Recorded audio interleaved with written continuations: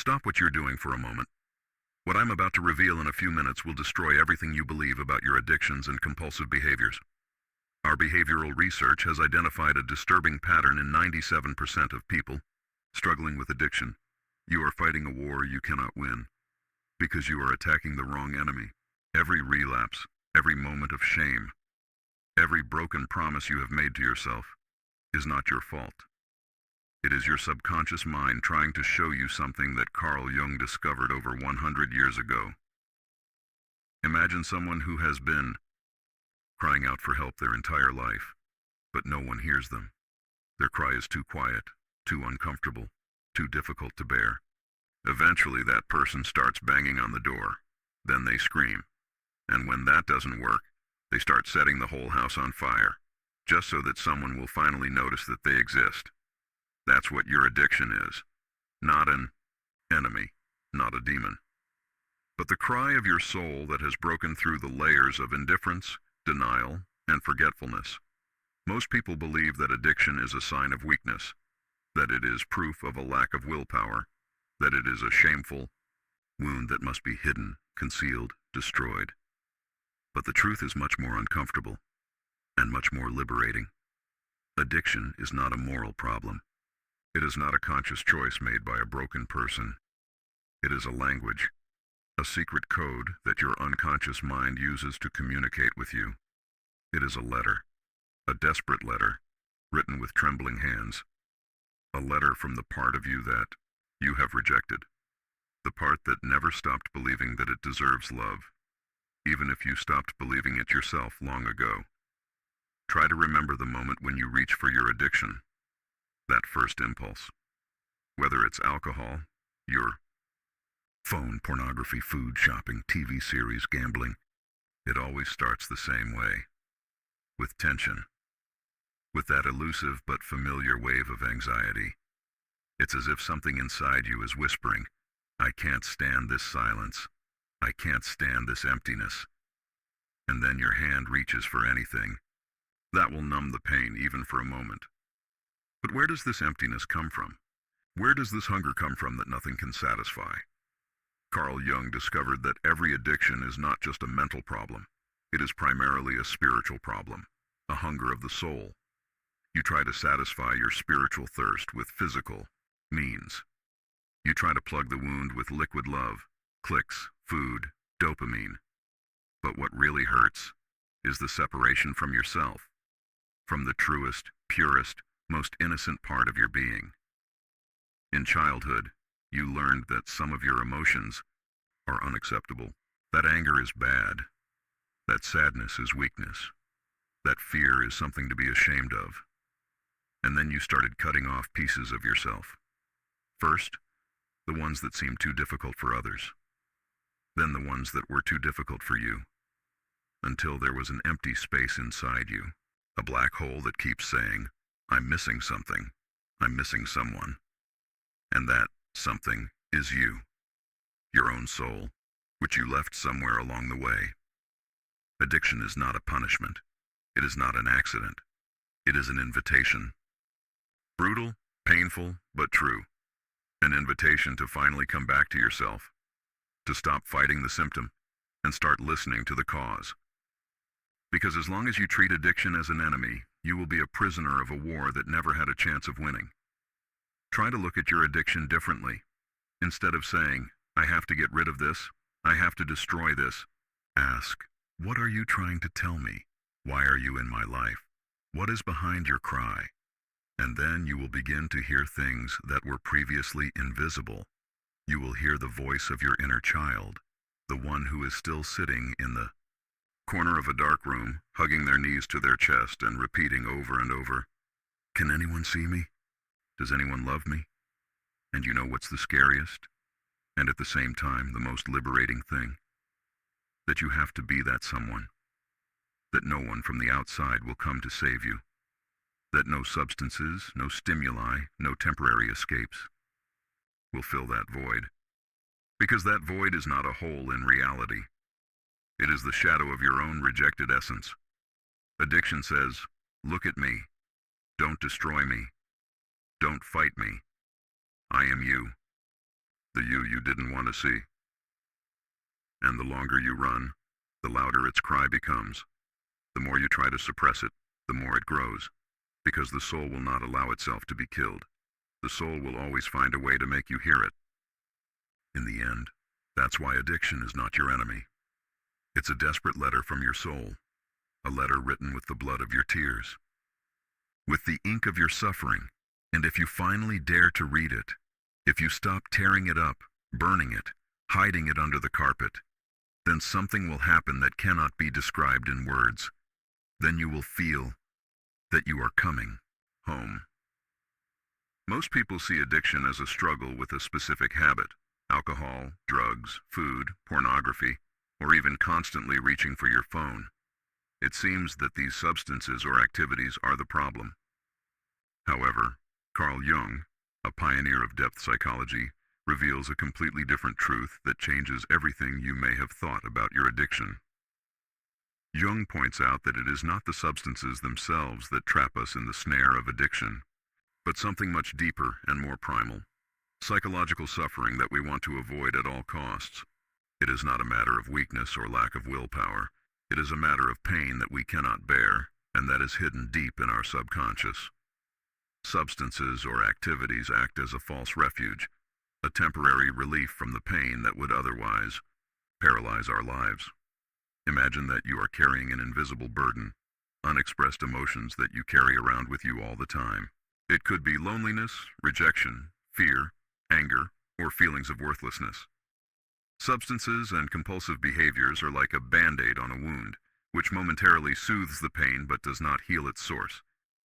Every time you reach for that band-aid, your subconscious says, "I want you to notice me. I want you to feel what I'm hiding." In this way, addiction appears as a desperate attempt to escape invisible but real emotional and spiritual pain. It's like pulling the handbrake on your own soul. You act to suppress the suffering, but paradoxically, this suffering traps you even more. It's not just about momentary pleasure or distraction. It's a deep cry for attention, for recognition, of painful parts of yourself that have never been seen or heard. Jung shows that addiction is a form of symbolic language of our subconscious, an unconscious expression of inner conflict and pain that will deepen without attention. This is why addiction treatment cannot consist solely of cutting oneself off from substances or behaviors. True healing requires going deep within yourself, facing the suffering that sought relief in addiction. Only when you learn to recognize, name, and accept your inner wounds will you stop reaching for false escapes. Metaphorically speaking, addiction is like a shadow that casts the pain of your soul onto the surface of your life. As long as that shadow remains unrecognized, it will grow and scream through your addiction, crying out for help and understanding.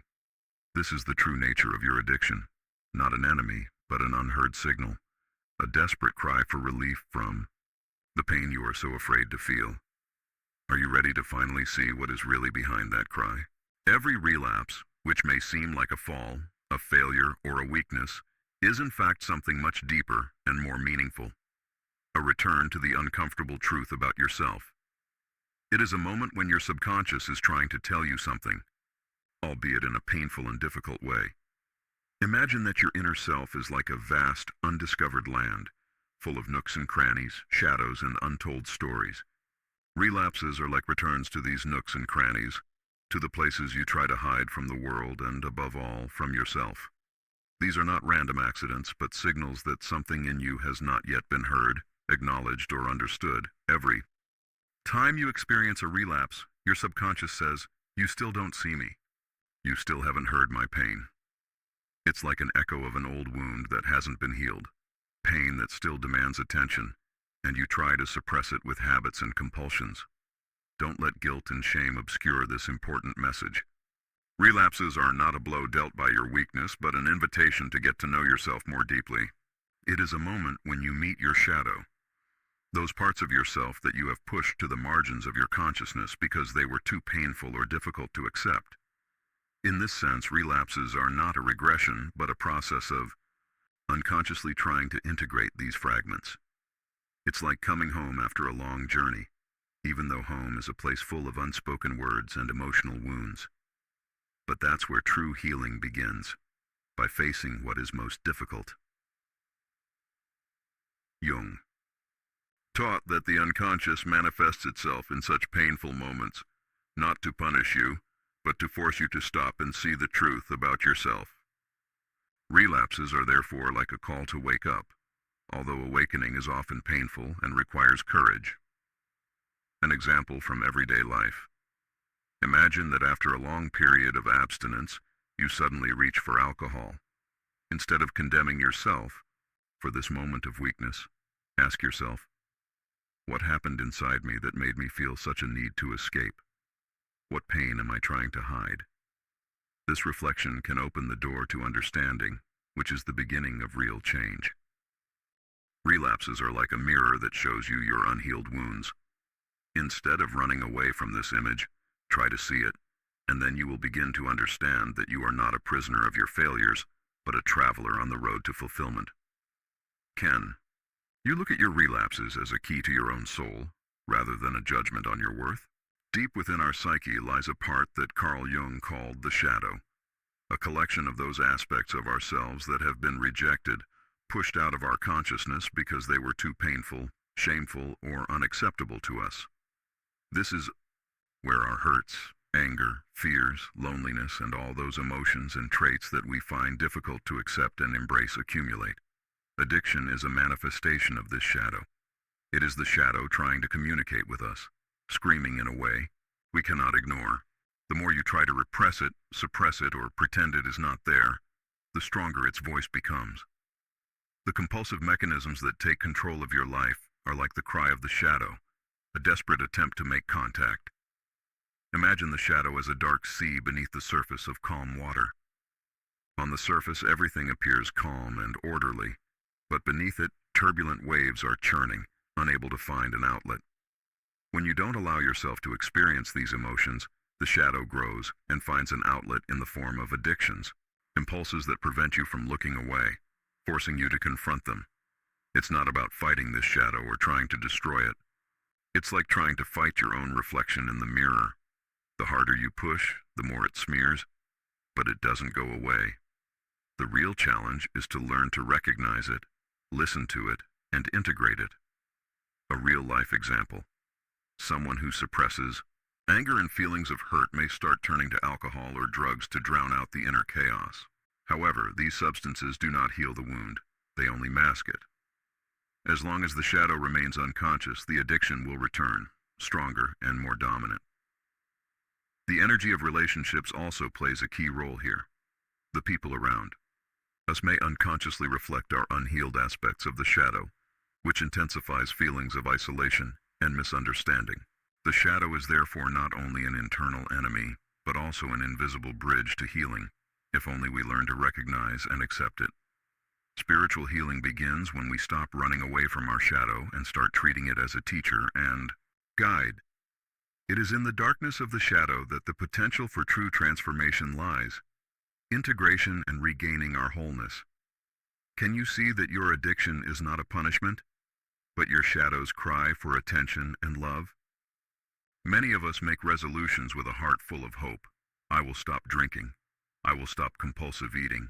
I will limit my phone use, or I will quit smoking. However, these declarations, although marked by good intentions, often turn out to be only a momentary burst of energy that quickly fades away, and the addiction returns with double force. Why does this happen? Because you are not fighting the real cause of your addiction, but its external effect. Addiction is a symptom of an internal wound that lies deep in the psyche and soul. Trying to stop an addiction without addressing its root cause is like trying to stop a river with your hands. The effort is enormous and the result is negligible. Your mind and body will continue to seek relief because that is where the unhealed trauma, unfelt pain, and rejected emotions remain, in the recesses of your psyche. A real-life example. Someone struggling with food addiction often focuses on dietary restrictions but does not delve into why they turn to food when they feel lonely or stressed. Until there is a true understanding of this mechanism, resolutions will remain empty words. Resolutions are like bandages stuck on open wounds. They may temporarily soothe the pain, but they do not heal the deep source of the problem. Our body and psyche will always return to familiar mechanisms if the wound remains unattended. That is why attempts at self-control, although often admired and appreciated, are doomed to failure without working on oneself. This inner healing requires the courage to face yourself, your fears, your wounds, and your shadow. This is real work that cannot be avoided. Only then does addiction cease to be your master and become a signal to wake up. Instead of fighting addiction, start asking, what is behind my desire to escape? What really hurts inside me? It is this deep introspection and awareness that are the key to real change and healing. Understanding this truth allows you to break out of the vicious circle of frustration and self-condemnation. It's like discovering that instead of banging your head against a wall, you can find a door that leads to freedom. But first, you have to find it and open it. In a world of quick judgments and easy diagnoses, addiction is often met with condemnation, both from outside and within ourselves. Shame, self-hatred, guilt, and contempt for your own weakness are emotions that not only do not help, but actually reinforce the mechanism of addiction. Addiction is not a sign of weakness, but a cry for attention and acceptance. It's like a scream from your soul that has been ignored for a long time. Imagine that there is a hidden wounded part of your psyche that is trying to get through to you. This part is your shadow, a place where anger, shame, loneliness, and pain that you do not want or are unable to see are hidden. When you repress it, it doesn't go away. On the contrary, it screams louder, often through addiction. Addiction is its language, its way of communicating, which you often can't read because you escape into judgment and denial. Addiction doesn't want to be your enemy, even though it may seem that way. It wants you to stop condemning it and start listening. It wants you to see what lies behind this desire, what lies beneath the surface of your compulsions and obsessions. It is an invitation to a deep dialogue with yourself that can bring relief and the beginning of healing. Condemning yourself and your addiction is like yelling at a child who is crying in pain. They will not understand that they can turn to you for help. Shame and self-criticism close the door to forgiveness and integration. Only acceptance and compassion towards yourself open up a space where the shadow can reveal itself and be healed. So allow yourself to hear what your addiction is trying to tell you.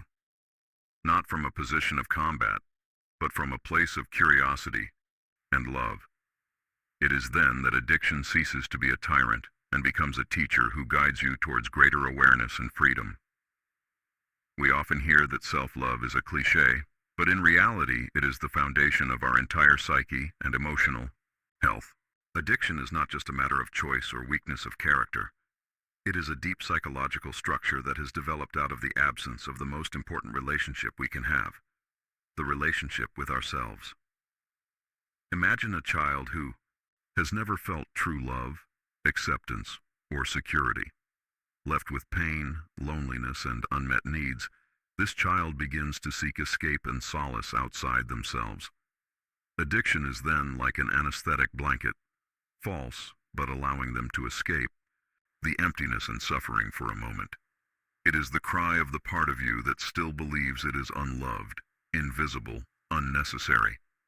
This part is hidden deep in the shadows, where all the hurts, rejections, and traumas of the past accumulate. Addiction is its language, the way it tries to survive and get attention, though often in destructive ways. A lack of self-love is a lack of true contact with oneself, with one's own emotions and needs. It is like living in a world where the most important voice remains suppressed, misunderstood, drowned out by defense mechanisms. Addiction shows that something in us is unfulfilled at the deepest level. However, this truth also brings hope. If addiction is caused by a lack of self-love, then the path to healing lies in finding and rebuilding that love. It is an invitation to turn to this painful part of yourself with tenderness and mindfulness, to give it the voice and presence it so desperately needs. Instead of running away, start talking to yourself again. Understand that addiction is not your enemy, but a messenger of the truth that your soul is trying to convey to you, that you deserve love, acceptance, and a full life, which begins with loving yourself. Deep within our psyche, there is often an unconscious, painful war going on, a war between different aspects of our self. This struggle, though hidden from our consciousness, manifests itself externally through various symptoms, one of which is addiction. Your addictions, compulsive behaviors, and repetitive destructive patterns are like external signs of this conflict that is going on inside you. On the surface, it may look like a problem to be solved, a struggle with a substance, activity, or behavior that seems uncontrollable. However, when you look deeper, you will see that the real battle is between who you are in your entirety and those aspects of yourself that have been rejected, pushed into the shadows, and forgotten. This is your inner conflict between your conscious self and the hidden parts that want to be noticed and accepted. Every "I must stop" uttered in the context of addiction is like an attempt to destroy something that actually wants to be healed, not destroyed. It's like trying to wipe away a part of your own history, emotions, and experiences that haven't been worked through. However, struggle and denial never bring lasting relief. Addiction does not disappear through willpower or restrictions, but through the deep integration of those broken pieces of yourself that have been ignored and suppressed until now. Imagine a person fighting against a powerful river current. The more they resist, the stronger they are pulled in. The same is true of the internal war with addiction. Resistance, condemnation, and denial only reinforce the mechanism of compulsive behavior. True liberation begins when you stop fighting that part of yourself and instead begin to understand, listen to, and accept it. This internal conflict may have its roots in past traumas, unmet emotional needs, or the rejection of parts of yourself that you have deemed unacceptable. These may be anger, sadness, fear, loneliness, or shame. Emotions that naturally want to express themselves but have been suppressed by defense mechanisms. Addiction is their symbolic language through which they cry out for attention and recognition. In depth psychology, Carl Jung taught that integrating the shadow, those hidden, unacceptable aspects of ourselves, is the key to true transformation. It is not about destroying your shadow, but about recognizing it, accepting it, and incorporating it into the conscious part of yourself. This is how the inner war ends and unity is born. An addiction that appears to be an insurmountable problem on the outside is actually an invitation to begin this inner work. When you start asking yourself questions such as, what is really behind my addiction? What parts of me want to be seen? How can I accept myself completely? You open the door to deep healing. This is not about immediate solutions or quick changes, but about patient, compassionate work on yourself that allows you to build a new relationship with your shadow and emotions. It is a process that requires courage, mindfulness, and a willingness to encounter what has been hidden until now. By integrating the parts that were previously rejected, you begin to regain inner harmony and peace. Addiction ceases to be a tyrant and becomes a teacher who shows you the way to a fuller life. A life in which you no longer have to run away from yourself, but can be at peace with all aspects of your existence. Remember that every action, every compulsion or addiction is not hostility towards yourself, but an expression of the ongoing struggle that demands understanding and healing. When you stop fighting what you feel and who you are, and start accepting yourself completely, that is when true freedom begins. Your addiction is not a punishment, but a signal, an invitation to embark on the most authentic and important journey of your life, the journey to yourself. This journey, although difficult and demanding, is the only way to regain the wholeness and inner peace you so desire. Addiction, although often perceived at first glance as a biological or psychological problem, is in fact a deeply spiritual wound. Carl Jung, a pioneer of analytical psychology, pointed out that the causes of addiction go far beyond chemical imbalances in the brain or superficial habits. What really matters is awareness, integration, and encountering your own shadow, the parts of yourself that you most often try to hide, reject, or forget. On a physical level, addiction can manifest itself as a craving for a certain substance, a need to avoid pain, or a desire to escape reality. However, these symptoms are only the tip of the iceberg. Deeper down lies spiritual emptiness, a disconnect from oneself, and a lack of meaning and inner unity. Jung said that addiction is an expression of a lost soul, a part of our being that has been wounded, disconnected, and left to its own devices. Addiction cannot be cured if we ignore this spiritual aspect. Attempts to treat it solely at the level of brain chemistry or behavioral therapy, while they may bring temporary relief, do not usually lead to lasting change. Why? Because they do not touch the core of the problem, the wound that lies at home, the heart of the person, in their relationship with themselves and the world. True healing requires a deep encounter with oneself, with one's own shadow, with the emotions and traumas that are often the cause of addiction. An important step on this path is forgiving oneself. Addicted people often live with a tremendous sense of guilt, shame, and self-condemnation, which further deepen their suffering and isolation. Jung emphasized that without forgiveness, there can be no reconciliation with oneself, and without reconciliation, there can be no healing. Forgiveness does not mean forgetting or justifying destructive behavior, but an act of love and acceptance of oneself as a whole, with all one's scars and weaknesses. Another key element is soothing the inner child, that part of our psyche that carries pain, fear, and a need for security. Many addictions have their roots in childhood traumas that have never been fully processed. Encountering your inner child, accepting it, and offering it care is a form of spiritual healing that transforms our lives and allows us to break the cycle of destructive patterns. Jung also spoke of the need to reconnect with the soul, the deep mystical dimension of our being that is the source of wisdom, meaning, and true freedom. The soul is what gives life meaning and allows us to survive even the most difficult moments. When we lose touch with our soul, we fall into a void that can be filled with various addictions. Restoring this connection is a spiritual act that opens the door to true healing. Addiction is therefore not just a chemical disease, as it is often classified. It is a complex problem of consciousness, a lack of awareness of oneself, one's needs, emotions, and the spiritual dimension of life. As we begin to expand this awareness, we become able to see our own shadow, accept it, and integrate it. This is how the process of transformation begins, leading to inner freedom and the restoration of harmony. In practice, this means that people struggling with addiction need not only pharmacological or behavioral therapy, but also spiritual work, meditation, reflection, depth therapy, contact with nature, or spiritual practices that allow them to get in touch with their own soul. This approach enables a return to wholeness, to one's true self, undivided by fear, shame, or feelings of isolation.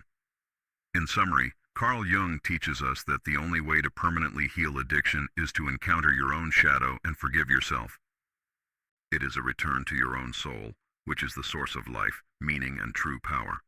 Without this spiritual dimension, all attempts at treatment will be merely superficial actions that do not touch the essence of the problem.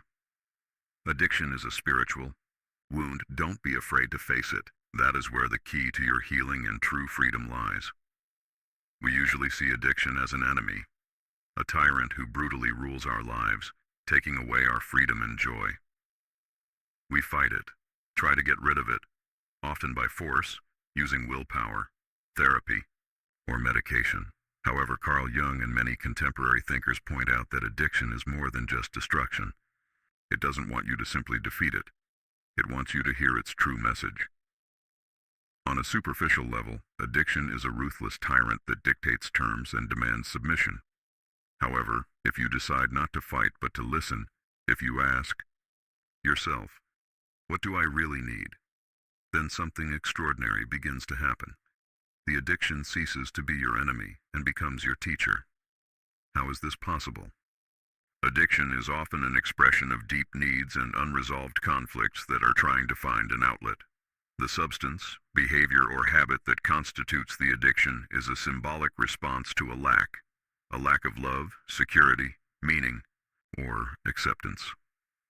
What at first glance appears to be tyranny is actually a form of communication, a cry for help from your unconscious.